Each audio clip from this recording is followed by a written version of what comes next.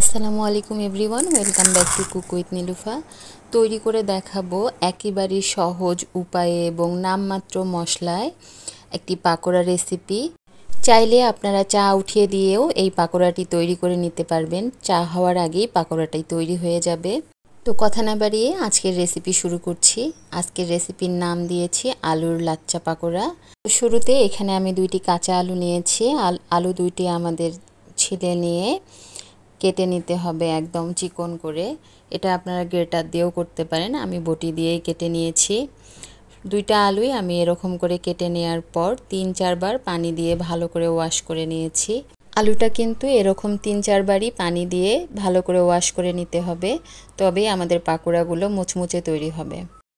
এবার আলু থেকে ভালোভাবে পানি ঝরিয়ে নিয়ে এখানে আমি কিছু মশলা অ্যাড করে দিচ্ছি। শুরুতে এখানে আমি দিয়েছি 1/4 চামচ হলুদের গুঁড়া, 1/4 চামচ ধনিয়া গুঁড়া, 1/4 চামচ জিরা গুঁড়া, আর 1/2 চামচ দিয়েছি চিলি ফ্লেক্স, আর দিয়ে দিচ্ছি 1/2 চামচ লবণ। এগুলো দেওয়ার পর আমি এবার হালকা হাতে এগুলো ম্যারিনেট করে নিব।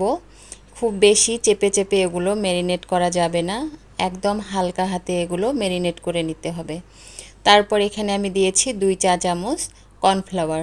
কর্নফ্লাওয়ারটা দেওয়ার পরও আমরা হালকা হাতে এটা একটু মেখে নিব। খুব বেশি চেপে চেপে ম্যারিনেট করলে দেখা যাবে যে আলু থেকে পানি ছেড়ে দিয়েছে, সেক্ষেত্রে আমাদের পাকোড়াগুলো অতটা মুচমুচে হবে না। এই জন্য হালকাভাবে মেখে নিয়েই এবার আমি ডাইরেক্ট এগুলো তেলের মধ্যে ভেজে নিচ্ছি। দেখতেই পাচ্ছেন একবারে আমরা এখানে 5-6টা করে পাকোড়া ভেজে নিতে পারবো। পাকোড়াগুলো তেলে দেওয়ার পর দেখা যাবে একটার সাথে একটা লেগে গিয়েছে, তো এরকম চামচের সাহায্যে আমরা এগুলো শুরুতে আলাদা আলাদা করে দিব। তো আলাদা আলাদা করে দেওয়ার পর উল্টে পাল্টে আমরা এগুলো গোল্ডেন ব্রাউন করে ভেজে নিব।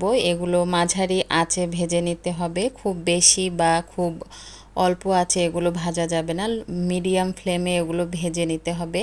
4-5 মিনিট ভাজলেই দেখা যাবে আমাদের পাকোড়াগুলো রেডি হয়ে গিয়েছে। তো দেখতেই পাচ্ছেন এরকম একটা সুন্দর কালার আসলেই আমরা এগুলো তুলে নিব। তুলে নিলেই আমাদের এটা খাওয়ার জন্য একদম রেডি হয়ে যাবে। আশা করছি আজকের রেসিপিও আপনাদের সামনে খুব সহজভাবে উপস্থাপন করতে পেরেছি। রেসিপি যদি ভালো লেগে থাকে লাইক কমেন্ট শেয়ার করে দিবেন, আর আমার চ্যানেলে যদি নতুন হয়ে থাকেন প্লিজ চ্যানেলটি সাবস্ক্রাইব করে দিবেন। আমি আপনাদের একটি পাকোড়া ভেঙে দেখাচ্ছি এটা কতটা মুচমুচে হয়েছে। চায়ের সাথে এই পাকোড়াটা খেতে খুবই ভালো লাগে। তো ধন্যবাদ সবাইকে পুরো ভিডিওটি দেখার জন্য। আল্লাহ হাফেজ।